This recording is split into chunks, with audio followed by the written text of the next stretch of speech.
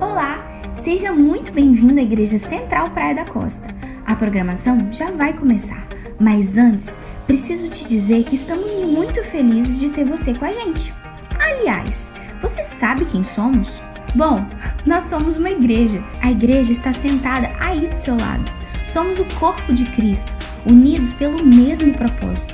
Nós somos apaixonados pela Bíblia e valorizamos a fé e a pregação centralizada em Jesus.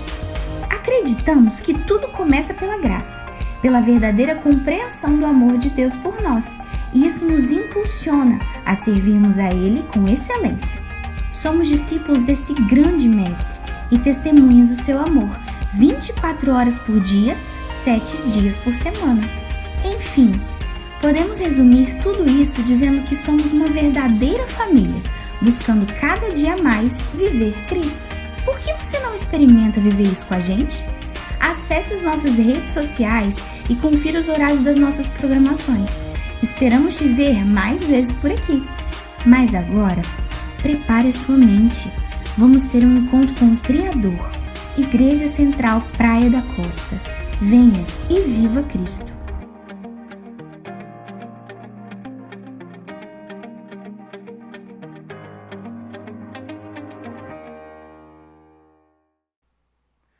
Olá, feliz sábado! Seja mais uma vez bem-vindo à versão digital da Igreja Central Praia da Costa. Hoje um sábado extremamente especial, tenho certeza que você vai ter o seu espírito levado para mais perto de Deus junto com a gente. Espero que você possa aproveitar esse culto. Então, já reúne a família para a gente poder adorar a Deus juntos nessa programação. Quero lembrar você de acompanhar a nossa igreja também ao longo da semana nas nossas redes sociais. Sempre Central Praia da Costa, acompanhe os videozinhos durante a semana, a gente vai colocando ali novidades que a gente pode estar realizando. Então não deixa de acompanhar, compartilha esse vídeo, manda para mais pessoas, quanto mais gente ficar sabendo, eu sempre digo isso, melhor é, porque é mais gente que vai poder ouvir da palavra de Deus. Não deixe de compartilhar esse vídeo, tá bom? E quero reforçar o convite que a gente tem feito já nas últimas semanas, que é para você se engajar com a gente numa campanha de ajuda às pessoas que estão precisando nesse momento de crise. Aqui na tela está aparecendo aqui um número de telefone, de WhatsApp, na verdade, onde você pode mandar uma mensagem informando se você pode doar com o quê, seja com uma cesta básica ou com algum valor financeiro, que tudo isso será destinado, essas doações por esse canal, serão destinadas à ajuda para as famílias que estão precisando. Algumas famílias já têm sido ajudadas e quanto mais pessoas ajudarem, mais a gente consegue ajudar, tá bom? Mas agora nós vamos começar nossa adoração. Quero dar o feliz sábado, como de costume, o pessoal que está aqui no estúdio, Charles e Emily, que hoje estão nos bastidores, e quero também saudar o pessoal que vai estar conduzindo o louvor. Feliz sábado para o Ralph, Nath, David, já podem entrar. Nós vamos juntos cantar e adorar o nosso Criador.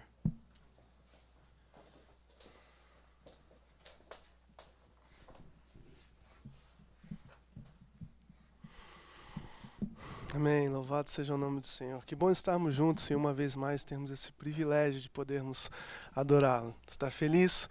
Eu creio que apesar de tudo aquilo que temos vivenciado, Deus permanece sendo fiel conosco, nos dando vida, e essa vida servirá então para nós agora, em atitude de adoração, erguermos a nossa voz a Ele e adorarmos. Vamos juntos então cantarmos sobre esse santo nome e declararmos a Ele: Senhor, Tu és santo, Tu és digno. Erga tua voz a Ele e cante isso.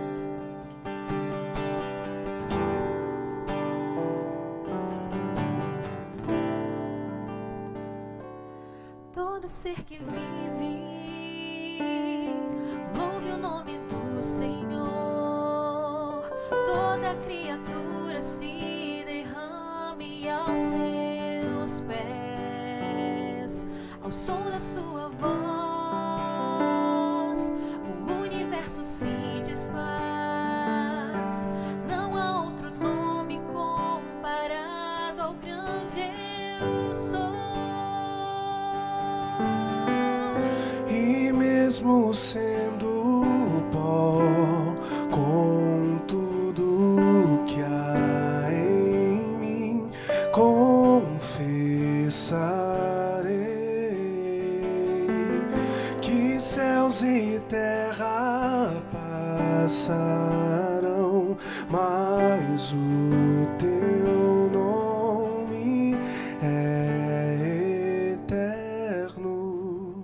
Todo joelho dobrará ao ouvir teu nome, teu santo nome.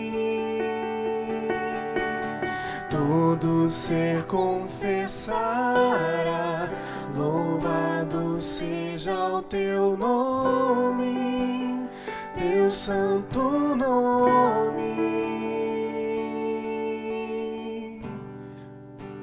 Louvado seja o nome do Senhor, Pai. Louvado seja o nome do Senhor para todo sempre. Declara Ele uma vez mais, cante. Todo ser que vive, louve o nome do Senhor. Toda criatura se derrame aos teus pés, ao som da sua voz, o universo se desfaz. Não há outro nome comparado ao grande eu sou. E mesmo sendo pó, com tudo que há em mim, confessarei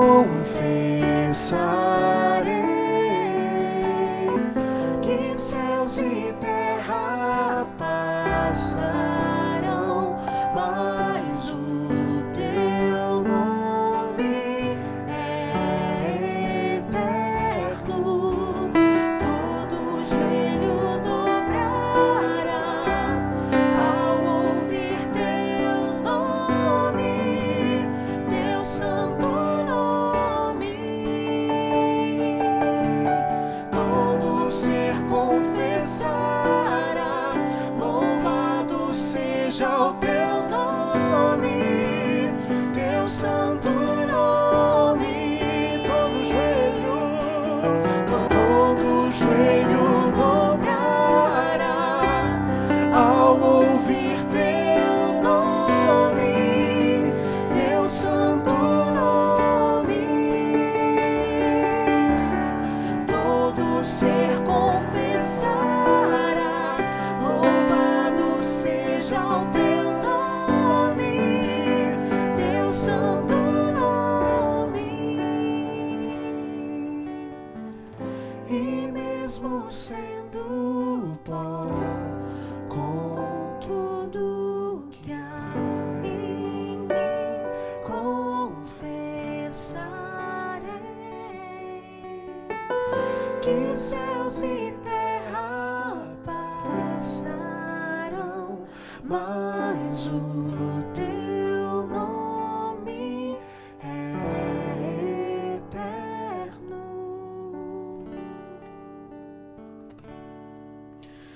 Todo joelho dobrará ao ouvir teu nome, teu santo nome.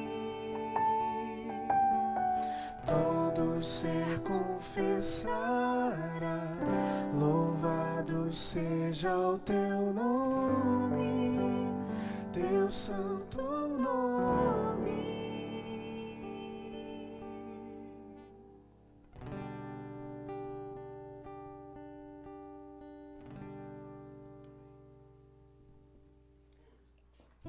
Esse é o momento que eu quero te convidar a praticarmos a adoração a Deus através da nossa fidelidade. Aqui no canto da tela vai aparecer um código onde, com as informações, inclusive, para que você possa fazer sua doação de dízimos e ofertas. Não deixe que esse período diferente que vivemos impeça a sua fidelidade na adoração a Deus. Adore ao seu Criador.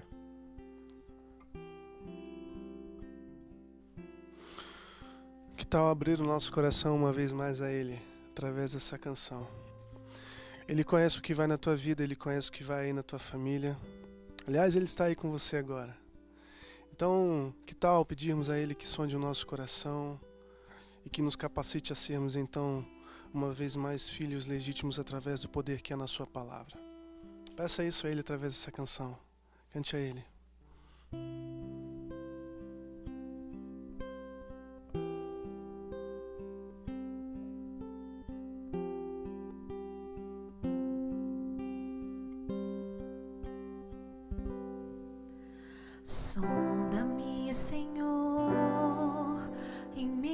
conhece,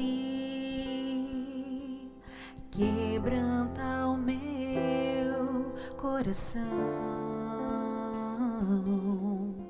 transforma-me conforme a tua palavra e enche-me até que em mim se ache só a ti. E então usa-me, Senhor, usa-me Como um farol que brilha à noite, como ponte sobre as águas, como abrigo no deserto, como flecha que acerta o alvo. Eu quero ser usado da maneira que te agrade, em qualquer hora e em qualquer lugar. Eis aqui a minha vida, usa-me, Senhor, usa-me. Sonda-me, Senhor, e me conheces, quebranta o meu coração, transforma-me conforme a tua palavra e enche-me até que em mim se ache só a ti. E então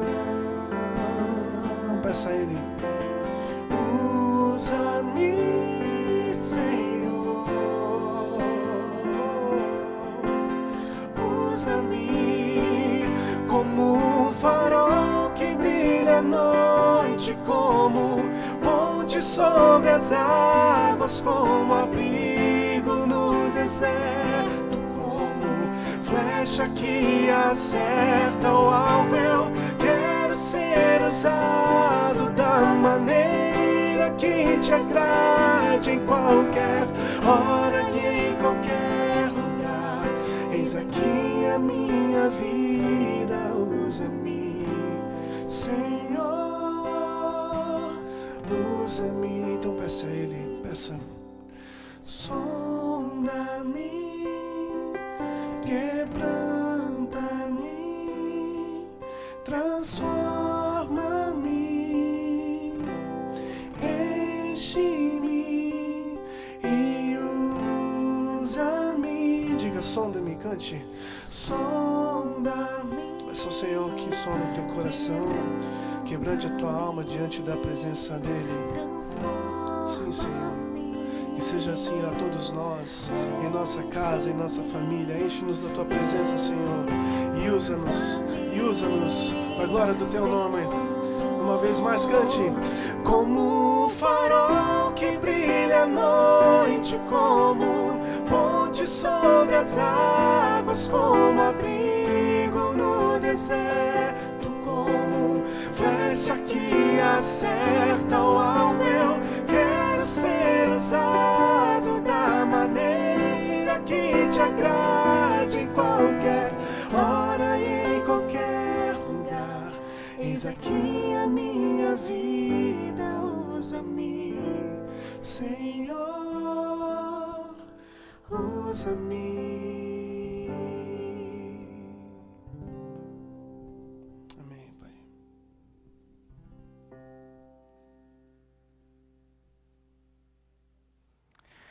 Você sabe que quando eu apareço de máscara aqui é porque nós teremos um momento especial em nossa programação.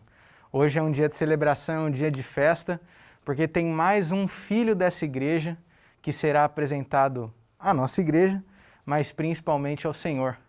Hoje eu queria apresentar a você o Pedro, e por isso queria convidar aqui para acompanhar o Pedro, a família toda dele. O papai Clodoaldo, a mamãe Lilian e a irmã mais velha, a Lívia. Por favor, sejam bem-vindos ao nosso cenário do culto, ao nosso estúdio.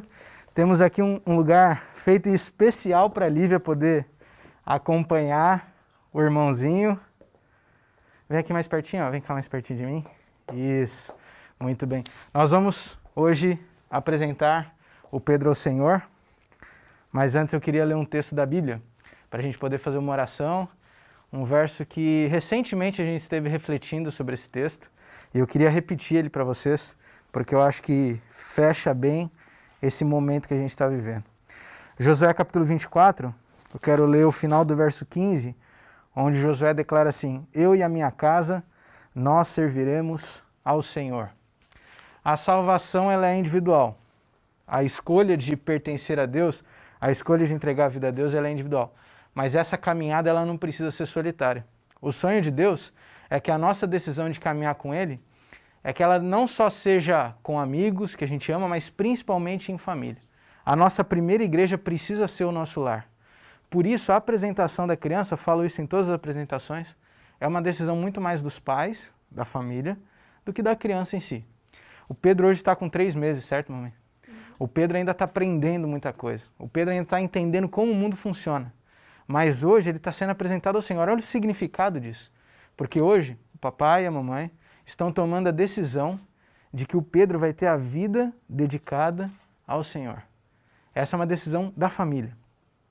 O nosso sonho é que daqui a uns anos, quando o Pedro tiver a sua independência, já a sua capacidade de escolher, ele também vai escolher os caminhos de Deus, assim como a Lívia. Logo, logo também vai passar por isso e eu sei que ela já está querendo esse caminho, não é?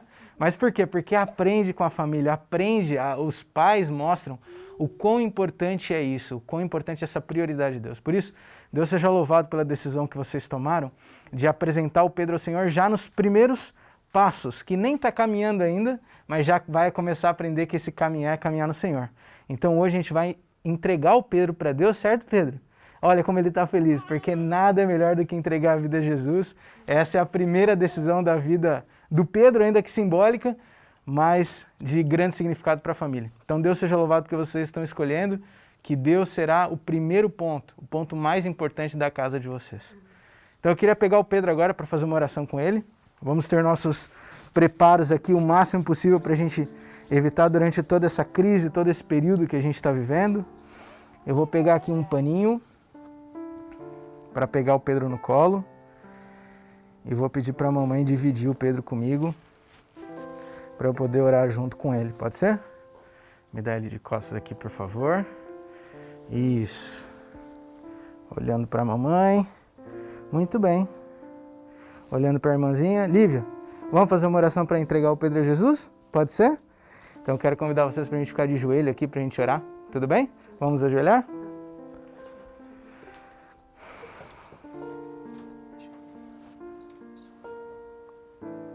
Vamos orar. Senhor Jesus, te agradeço pelo privilégio que o Senhor nos dá de crescermos como família, de recebermos filhos, um presente que o Senhor dá para a gente. E através desse dom, nós podemos aumentar não só a nossa casa, mas aumentar o teu exército, aumentar o teu reino também. Hoje, o Clodoaldo, a Lilian e a Lívia também estão tomando uma decisão de que, como família, eles estão decidindo que a primeira coisa, a coisa mais importante que o Pedro vai aprender é amar ao Senhor. Nós sabemos que o Senhor já amava o Pedro quando ele estava na barriga da mamãe, ou antes disso. Antes do Clodoaldo e a Lilian amarem o filho, o Senhor já amava o Pedro. Então hoje eu sei que o céu se alegra porque o Pedro está sendo, ou a família está assumindo o compromisso de que o Pedro vai caminhar na tua direção. E o que eu te peço é que o Senhor possa ajudar o papai e a mamãe nessa jornada, dando sabedoria a eles para ensinarem as coisas corretas, para mostrarem a direção e que o Pedro possa aprender a te amar cada dia mais. Peço que o Senhor abençoe a Lívia também, que como a irmã mais velha, que ela possa mostrar os passos mais importantes, possa mostrar quão bom é ter um amigo Jesus, que o Pedro possa se espelhar na Lívia e aprender a andar no caminho de Jesus também. E nos abençoe como igreja, para que nós possamos também ajudar o papai e a mamãe nessa jornada, que possamos abraçá-los, auxiliá-los com tudo que for possível, tudo que for necessário, para que possamos ser uma grande família cada dia mais, entregando nossa vida a Ti. Abençoa a vida do Pedro, por favor, e que ele cresça em sabedoria, estatura e graça, não só diante dos homens, mas principalmente diante de Ti. Em nome de Jesus eu oro. Amém. Muito bem. Olha que bonzinho que ele ficou. Eu adoro quando o bebê fica quietinho, assim dá tudo certo, que maravilha, né? Eu quero apresentar o Pedro para a igreja, já que a gente está longe. Tio Charles, vai mostrando para mim. Eu quero mostrar o Pedro para você. Nesse close, dá uma olhada nesse bebê com essa bochecha gostosa, que em breve a gente vai poder estar apertando, né? Quando passar tudo isso, a gente vai poder estar apertando. O Pedro é mais um membro agora da nossa família Central Praia da Costa. Bem-vindo, viu, Pedro? Deus te abençoe. Vou entregar aqui para a mamãe. Paninho. Quero entregar para vocês também um presentinho do Ministério Infantil da Igreja Central Praia da Costa, dizendo que o Hall do Berço está muito feliz de poder receber em breve lá na igreja, se Deus quiser vai ser muito em breve, de receber o Pedro também lá na escolinha, tá bom? Então tá aqui o presentinho, vou entregar para o papai. Deus abençoe muito vocês e a gente vai ouvir uma música agora, especial para o Pedro. Eu vou pedir para vocês virem mais pertinho de mim aqui, que agora a Nath vai cantar uma música especial para o Pedro, tá bom?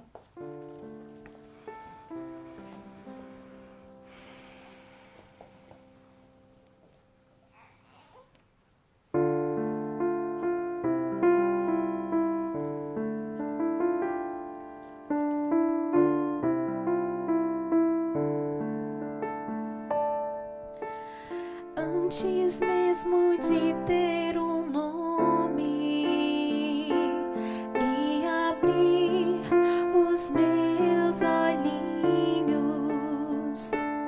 ou alguém ver o meu rostinho, eu estava num lugar especial que Deus fez para mim, cercado de amor, de calor.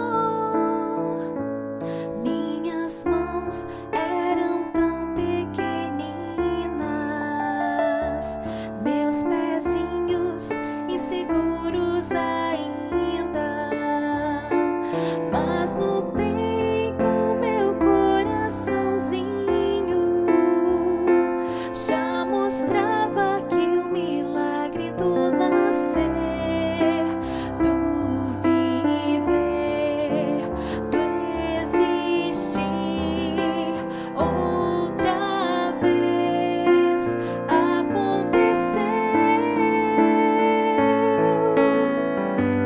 Eu sou o milagre da vida, milagre da criação. Com Deus, sim, eu quero crescer, pois Ele quem me fez nascer. Eu sou o milagre da vida, milagre da criação. Com Deus, sim, eu quero crescer, pois Ele quem me fez nascer, pois Ele quem me fez nascer. Amém.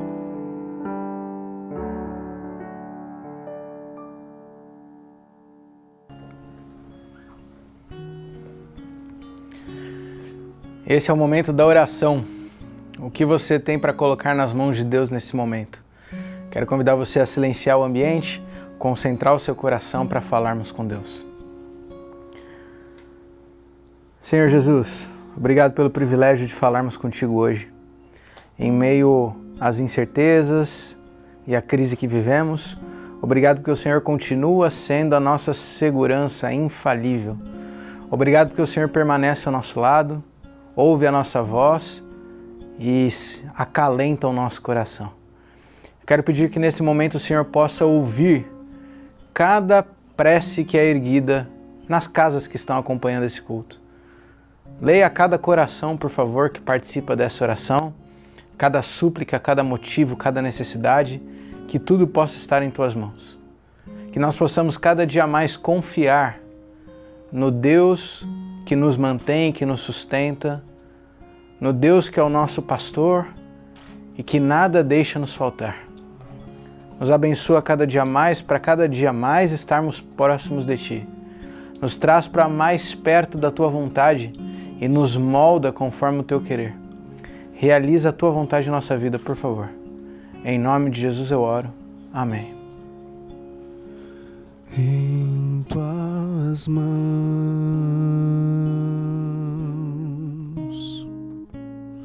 em Tuas mãos, quero, ó Deus, me colocar em Tuas mãos.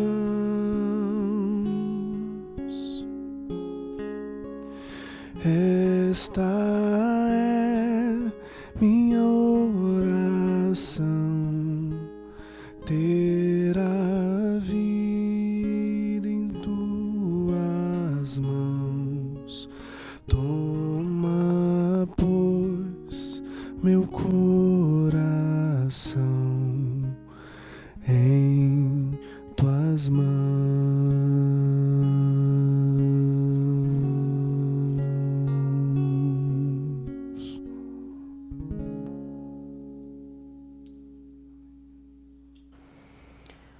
Abra sua Bíblia no Evangelho de João, capítulo 2. Evangelho de João, capítulo 2.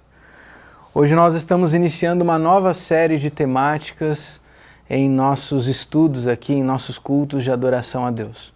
Nessa série estaremos estudando, por 7 sábados, os 7 milagres de Cristo que estão registrados, melhor dizendo, no Evangelho de João. A cada sábado, uma dessas histórias. E nós estaremos descobrindo, através desses testemunhos ou desses milagres, um pouco mais sobre um Cristo surpreendente. É sobre isso que falaremos a partir de hoje. Nós vivemos em dias desconhecidos, dias de incerteza. O ponto mais comum que a gente tem repetido todos os cultos durante esse período é que o sentimento que nós temos é que nós não temos controle, porque parece que nós não estávamos preparados para isso. Você tem essa sensação também? A crise ou a epidemia ela já estava acontecendo em outros países. A gente sabia que em algum momento chegaria até a gente, mas parece que quando chegou, não sei se veio numa gravidade maior do que a gente imaginava, ou não sei se é aquela história de que quando está longe parece que nunca vai chegar de fato, mas a sensação que dá é que a gente não estava preparado. E eu digo em todos os âmbitos. A gente não estava preparado na saúde, nós fomos surpreendidos na saúde, nós fomos surpreendidos no comércio, nas finanças, na política, na educação. Tudo pegou a gente de surpresa e eu estou falando isso no âmbito individual mesmo. Eu, Dani, fui surpreendido, talvez você tenha sido surpreendido em casa. A gente não estava preparado para isso. E na espiritualidade ou na busca de uma vida com Deus, a gente tem o hábito de toda vez que a gente é pego de surpresa, ou quando a gente lida com algo para o qual a gente não está preparado, a gente corre para Deus. Mas e quando Deus não está preparado? O que a gente faz quando a gente lida com uma situação que o próprio Cristo não está pronto? É sobre isso que a história de hoje conta. Um momento onde Cristo não estava pronto. E esse milagre acaba ajudando a gente a lidar com essa fase. Eu quero ler contigo o texto de João capítulo 2, mas antes eu quero te convidar a fechar seus olhos mais uma vez, pedindo a orientação divina nesse momento. Senhor Jesus, nós vamos ler agora a Tua palavra e eu peço que o Senhor nos conduza. Nós vamos ler mais uma das Suas histórias, das coisas impressionantes que o Senhor fez nessa terra. E eu peço que o Senhor nos ajude a concentrar o pensamento, elimina as distrações nesse momento, por favor, para que a gente possa estar pronto para entender a Tua voz, porque a gente não quer apenas ler uma história ou ouvir uma opinião, a gente quer saber o que o Senhor quer nos ensinar através dessa história hoje. Então fala, por favor, ao nosso coração, nos ajuda a entendermos a Tua vontade para a nossa vida. Em nome de Jesus nós oramos. Amém. Amém. Evangelho de João, no capítulo 2. Eu quero ler com você a partir do verso 1. Vamos ler um trecho maior. Acompanhe comigo, por favor, a partir do verso 1. A Bíblia diz assim: 3 dias depois, houve um casamento em Caná da Galileia, achando-se ali a mãe de Jesus. Jesus também foi convidado com os seus discípulos para o casamento. Tendo acabado o vinho, a mãe de Jesus lhe disse: eles não têm mais vinho. Mas Jesus lhe disse: mulher, que tenho eu contigo? Ainda não é chegada a minha hora. Então ela falou aos serventes: fazei tudo o que ele vos disser. Verso 6. Estavam ali 6 talhas de pedra, que os judeus usavam para as purificações, e cada uma levava 2 ou 3 metretas. Jesus lhes disse: enchei de água as talhas, e eles a encheram totalmente. Então lhes determinou: tirai agora e levai ao mestre-sala, e eles o fizeram. Verso 9. Tendo o mestre-sala provado a água transformada em vinho, e não sabendo de onde viera, se bem que sabiam os serventes que haviam tirado a água, chamou o noivo. E lhe disse: todos costumam pôr primeiro o bom vinho, e quando já beberam fartamente, servem o inferior. Tu, porém, guardaste o bom vinho até agora. Verso 11. Com este, deu Jesus princípio a seus sinais. Em Caná da Galileia, manifestou a sua glória, e os seus discípulos creram nele. Paramos aqui a leitura, mas convido você a permanecer com a sua Bíblia aberta ao longo de toda a nossa reflexão. As bodas de Caná, esse é o título que a gente costuma dar a essa história, e talvez seja uma das histórias mais conhecidas da Bíblia. Bom, talvez não o todo, né? Nem todo mundo conhece toda a história, mas até o mais ateu sabe que um dia Jesus transformou água em vinho. Essa é uma história conhecida. Existe até um ditado popular, né? A gente costuma dizer que estamos mudando algo da água para o vinho. É um ditado que vem justamente dessa história. E talvez essa história tenha ficado tão marcada no relato bíblico, não só pelo milagre em si, mas porque esse foi o primeiro de todos os milagres que Jesus realizou. Essa é a primeira aparição mais pública de Jesus. Por isso é uma história tão marcante no relato bíblico. Cerca de 50 dias haviam passado desde o batismo de Jesus. Nesse período ele estava começando a formar o seu time de discípulos. Ele havia passado 40 dias no deserto logo após o batismo para poder, enfim, se preparar para o que ele viveria, e agora ele decide voltar para casa. No caminho ele chama alguns homens para o seguirem, ele vai formando essa equipe. Nesse momento das bodas de Caná, pelo menos 5 homens já seguiam Jesus. João, André, Pedro, Filipe e Natanael, e talvez outros, dependendo da interpretação.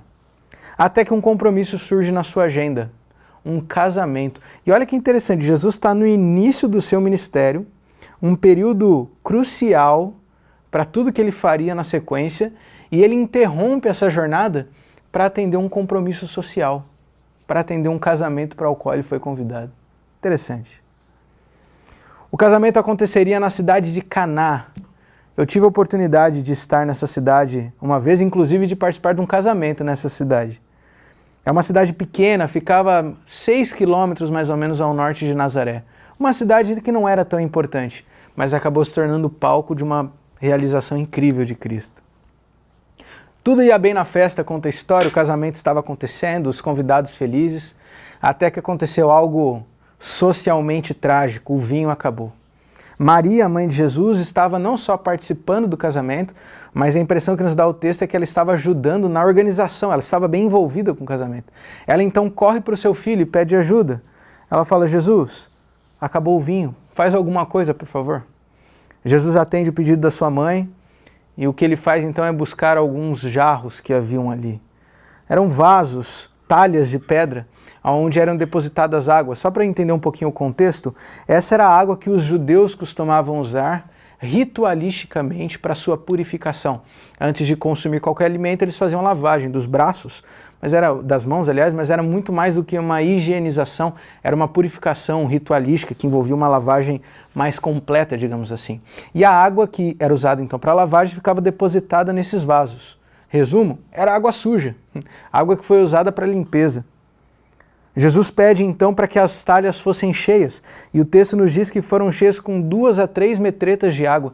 Só para você ter uma noção, uma vez que eram 6 talhas, a gente tem um total ali de mais ou menos, dependendo da interpretação, cerca de 260 a 460 litros de água. É muita coisa que tinha ali.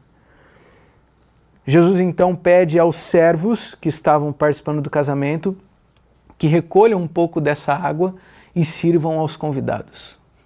Servir água suja para os convidados? Bom, você conhece a história, a gente leu. Qual foi a surpresa deles que ao tirarem a água do vaso e servirem na jarra ou no copo, a água se transformou em vinho?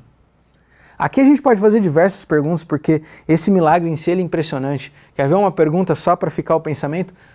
Em que momento acontece o milagre de fato? Deus transformou a água em vinho, ou quando a água passava para o copo que ela se transformava em vinho de fato? A água era vinho no jarro? A água era vinho já no vaso ou só no copo? Esse é um milagre impressionante. Como funciona isso? Qual é a dinâmica de tudo isso? Milagres não são explicáveis, não é? Mas o que nós podemos aprender com essa história? É nisso que eu queria me demorar nos próximos minutos com você. Que lições nós podemos tirar desse milagre que aconteceu há tanto tempo, que comunicam para os nossos dias exatamente hoje e no contexto que nós vivemos? Existe um ponto especial nesse relato que eu queria destacar com você, que é paralelo ao milagre em si. Um ponto interessante de destaque é a relação que Cristo, ou a interação que Cristo tem com 3 personagens.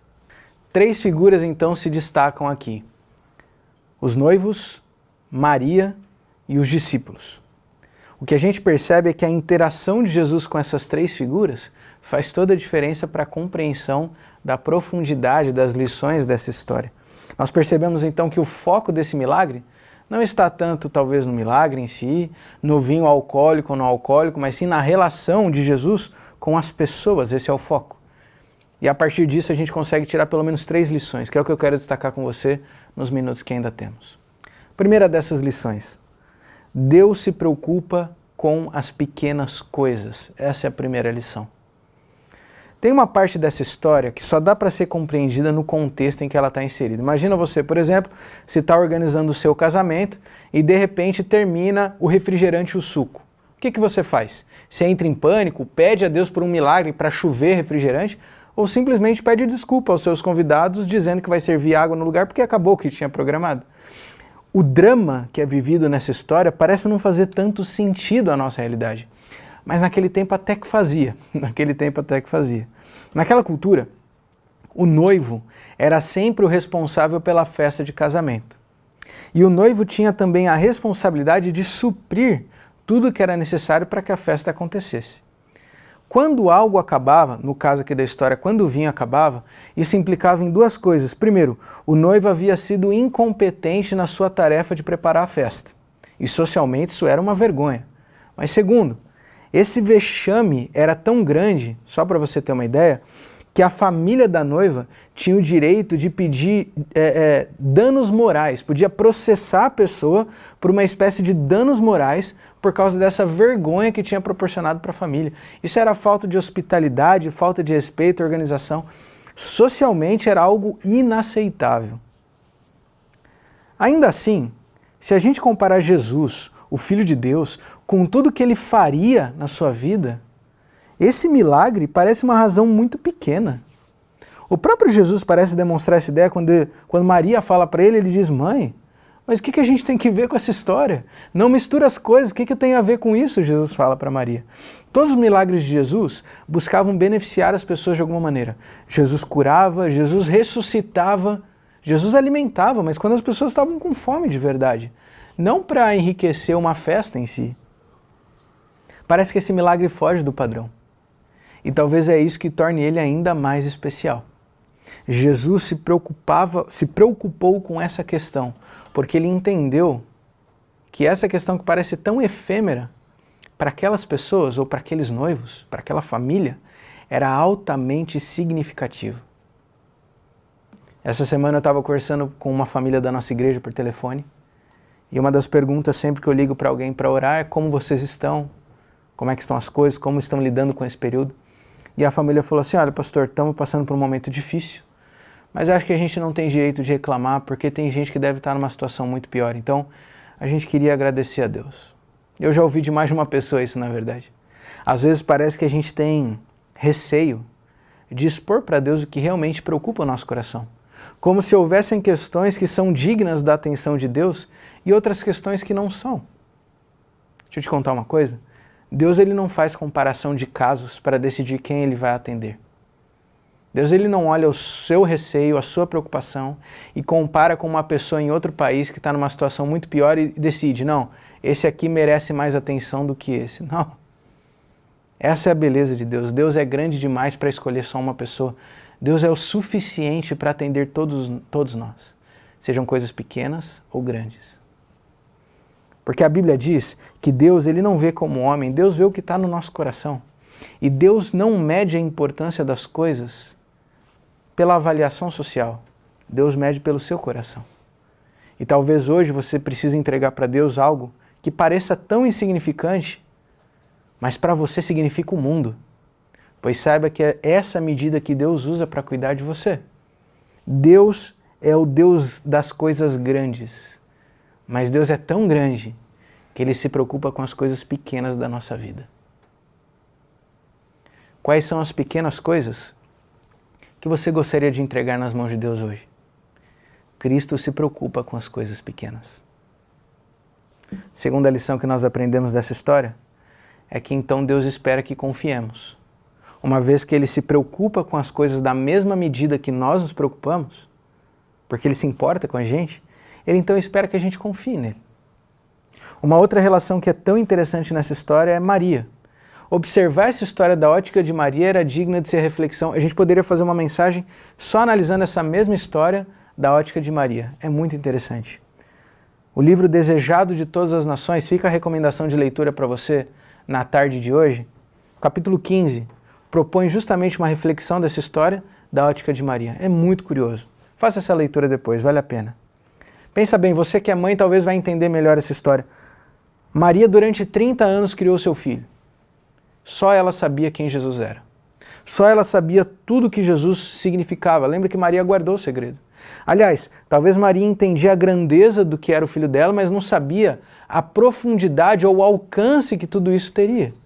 Maria sabia que Jesus era o libertador, mas talvez até ela tinha dúvida de como seria essa libertação, ou até que ponto havia essa libertação. Nessa história aqui, José já havia falecido. Maria estava sozinha, agora com seu filho já grande. E mais, aos 30 anos, Jesus decide sair de casa, porque agora ele vai iniciar de fato o seu ministério. Maria já não tem o mesmo contato com o filho que ela tinha antes. 2 meses se passaram sem Maria ver seu filho. Porque Jesus tinha saído de casa, ele foi batizado, Maria não viu. Ele foi para o deserto, mal sabia Maria que o seu filho tinha passado 40 dias sem colocar um pão na sua boca. Finalmente Maria vê o seu filho de novo, numa festa de casamento, talvez mais corado do sol do deserto, talvez mais magro do período sem comer, mas ele não vem sozinho. Jesus aparece agora acompanhado de mais alguns homens que olham para o seu filho de maneira diferente, olham para ele como quem tem autoridade, como um professor, como um mestre. Tudo havia mudado. Para Maria era o seu menino, mas Jesus já não tinha mais voltado como esse filho debaixo das asas da mãe. Essa reflexão é interessante porque quando Maria chega para Jesus e fala, Jesus, acabou o vinho, faz alguma coisa, é o pedido de uma mãe que vê no seu filho a solução para os seus problemas. Por isso a fala de Jesus para Maria é significativa. Quando ele diz para a sua mãe, mãe, o que eu tenho a ver com essa história? A minha hora ainda não chegou, é a fala de Jesus. Mãe, você está confundindo as coisas. Não é para isso que eu vim. Mãe, não chegou o momento, a hora não é essa. Jesus não estava pronto para começar seu ministério. Olha que interessante. A impressão que nos dá é que não era esse o planejamento. Bom, isso já engrandece o fato de Jesus ter mudado então seu plano para atender o pedido de sua mãe. Mas aqui Jesus ensina algo para Maria. Primeiro, Jesus deixa claro que esse não era o plano dele, mas ele muda por amor à sua mãe. E o segundo, Jesus estava deixando claro para Maria também que as coisas haviam mudado. Ele já não era mais o mesmo menino. Agora ele não era apenas um filho dos homens. Agora ele era de fato o filho de Deus. Jesus informa para Maria através dessa frase que o tempo dele já não seria mais o tempo da mãe dele. Ele já não era mais apenas o filhinho que saiu de casa. E o que é interessante é que aparentemente Maria entendeu isso. Porque Maria olha para os servos e diz para eles, olha, façam o que ele disser. Será que Maria sabia o que Jesus faria? Será que Maria sabia que Jesus transformaria água em vinho? Será que ela sabia que ele podia fazer isso? Ele não tinha feito nenhum milagre ainda. Mas Maria confiou que não importa o que Jesus fizesse, essa seria a melhor opção. Esse é o ponto interessante. Confiar em Deus não significa apenas esperar o tempo dele. Confiar em Deus não significa apenas ter fé de que ele vai atender o nosso pedido em algum momento. Confiar em Deus é entender que ainda que ele não faça nada, esse é o melhor caminho. Maria não olhou para Jesus e falou, Jesus, você resolve então? Posso ficar tranquila? Não. Maria olhou e falou, o que ele disser é o que vai ser feito. Porque Jesus sabe o que é melhor. A segunda lição que nós aprendemos dessa história é que nós devemos confiar em Deus. Entendendo que Ele se importa com as coisas como nós nos importamos. Então a gente precisa descansar. Entregar o nosso caminho ao Senhor e confiar que Ele fará. Não importa qual seja o caminho, o que Ele escolher, isso vai ser o melhor. Terceira lição. Tem que ver com o objetivo dos milagres que Deus faz. Se eu entendo que Deus se importa com as coisas na mesma medida que eu, se eu entendo então que eu posso confiar em Deus, porque não importa o que Ele fizer, essa vai ser a melhor opção, então agora eu preciso entender que toda vez que Deus age, que Deus intervém, que Deus faz um milagre, Ele tem um objetivo maior. Qual é o objetivo dele? Naquele momento, Jesus talvez tenha antecipado o seu primeiro milagre. É difícil a gente dizer o se, né? Mas a impressão que nos dá é que o plano de Cristo era ter o seu primeiro milagre público em outro momento. Mas ele mudou. E por que ele cedeu? O verso 11 nos deixa claro. Diz assim, esse sinal em Caná da Galileia foi o primeiro milagre que Jesus fez. E com isso, ele manifestou sua glória e os seus discípulos creram nele. Sabe por que Jesus faz milagres? Para que você possa crer. Esse padrão se repete ao longo de todo o Evangelho de João. Todos os milagres que ele faz é para que alguém possa crer. Se Deus intervém na sua vida hoje, se Deus realiza um milagre na sua vida, o grande objetivo dele é que você creia, que você confie, que você aceite, que você se entregue.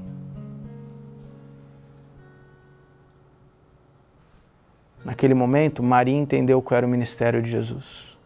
Naquele momento, os discípulos entenderam a grandeza do mestre que eles seguiam. Se Deus faz um milagre na sua vida hoje, é para que você possa crer.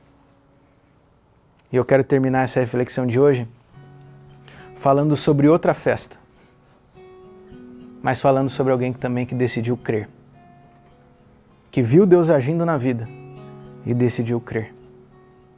A história que eu concluo a reflexão de hoje é a história de um casal, o Clodoaldo e a Lilian. Sim, o mesmo Clodoaldo e Lilian que tiveram aqui alguns minutos atrás. Naquela reflexão nós falamos sobre uma família entregando sua vida a Deus, e não é por acaso. Principalmente a Lilian foi a primeira na casa a entender que precisava de uma busca maior por Cristo, a presença na família. E eles começaram a buscar. Vieram de fora do estado do Espírito Santo, como muitos, e começaram a buscar um lugar para pertencer. Eles sentiam que faltava um lugar para pertencer, para dividir a fé. Começaram a buscar, buscaram na internet, buscaram amigos, até que encontraram. E olha só que interessante, Clodoaldo e a Lilian foram eles que vieram atrás da igreja, dos amigos, das pessoas. Eles que mandaram mensagem dizendo, olha, estou acompanhando o seu ministério, eu queria muito dividir a fé com você. Pessoas que estão buscando Cristo, porque já viram Cristo agindo e agora creem nele, precisam de mais. Clodoaldo e a Lilian encontraram através de amigos, encontraram a nossa igreja, porque fizeram amigos na nossa igreja. E eu acho linda a história deles porque por cerca de 1 ano talvez, eles conviveram na nossa igreja como amigos. E foi na amizade que eles foram aprendendo cada vez mais o que significa seguir a Jesus. Os sonhos que Deus tem para a nossa vida. Eu me lembro de alguns estudos que nós fizemos da Bíblia e eles diziam coisas que eles já estavam transformando na vida deles. Porque, me lembro até de uma frase, o Clodoaldo falando, pastor, eu não sei por que se faz isso, mas vivendo com vocês eu vejo que faz muito bem fazer isso. E eu já aceitei viver na minha vida. Olha que maravilha. Isso é testemunho. É chamar pessoas para viver contigo. É isso que Jesus fazia. Ele chamava as pessoas para viver com ele. Os discípulos acompanhavam ele para ver os seus atos e então criam nele. O tempo foi passando e chegou o momento de dar um passo a mais nesse relacionamento. A Lilian tomou a decisão, com o tempo o Clodoaldo também tomou a decisão. E hoje nós temos a oportunidade de festejar, o privilégio de celebrar uma família que decidiu entregar a sua vida ao Senhor. A pergunta que eu sempre faço para você, quando a gente tem uma história dessa é: o que falta para você crer nesse Cristo? O que falta para você ser surpreendido por esse Cristo e também decidir entregar a vida a Ele? Nós vamos mudar para um outro momento, um outro quadro, e eu queria que você acompanhasse o final da história do Clodoaldo e da Lilian. O que falta para você crer nesse Jesus? Muito bem. Hoje é dia de festa no céu mais uma vez. Estamos aqui mais um sábado, em meio a essa crise, tendo esse respiro, esse alívio espiritual. Porque hoje é dia de renascimento, hoje é dia de reinício de uma jornada, hoje é dia de começar uma jornada com Deus e uma decisão não apenas individual, mas uma decisão familiar. Clodoaldo e Lilian, é um prazer para mim hoje poder encerrar esse primeiro capítulo da história de vocês, para a gente poder iniciar uma nova história juntos, uma jornada toda ao lado de Deus. É um privilégio poder fazer isso, porque não só a gente é relação de igreja, no sentido pastor, mas também no sentido de amigos. Então Deus seja louvado porque hoje nós somos amigos, uma família cada vez mais. Eu quero entregar a vida de vocês a Deus através do batismo, marcar essa decisão, e eu vou começar aqui pela Lilian, primeiras damas, tá bom?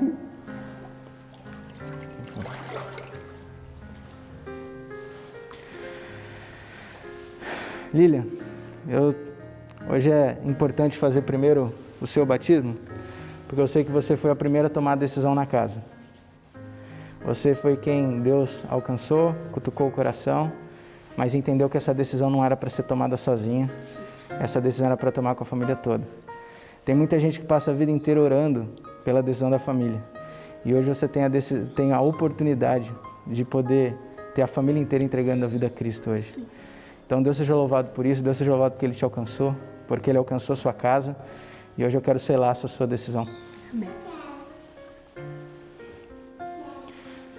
Lilian, é um privilégio para mim poder marcar esse seu renascimento.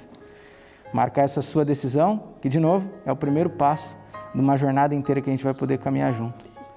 Por isso, hoje, como ministro do Evangelho, para a remissão dos seus pecados, para que você possa morrer para o eu e renascer como uma nova criatura, para iniciar sua jornada com Cristo e para cumprir a missão que Cristo nos deixou, eu te batizo em nome do Pai, do Filho e do Espírito Santo.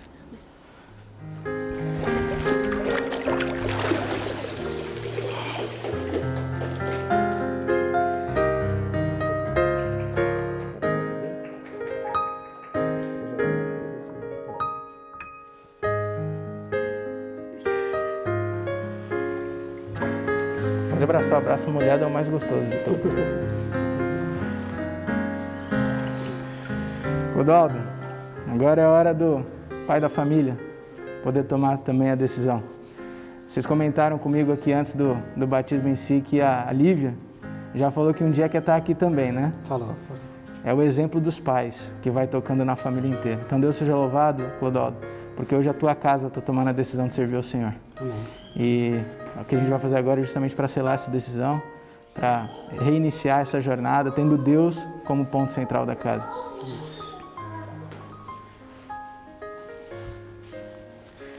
Clodoaldo, Deus te chamou para ser servo dele, Deus te chamou para ser um discípulo dele, para servir a ele. Por isso hoje quero selar essa decisão para a remissão dos seus pecados, para que você possa morrer para o eu e renascer como uma nova criatura, como ministro do Evangelho, seguindo a ordem do Mestre. Eu te batizo em nome do Pai, do Filho e do Espírito Santo.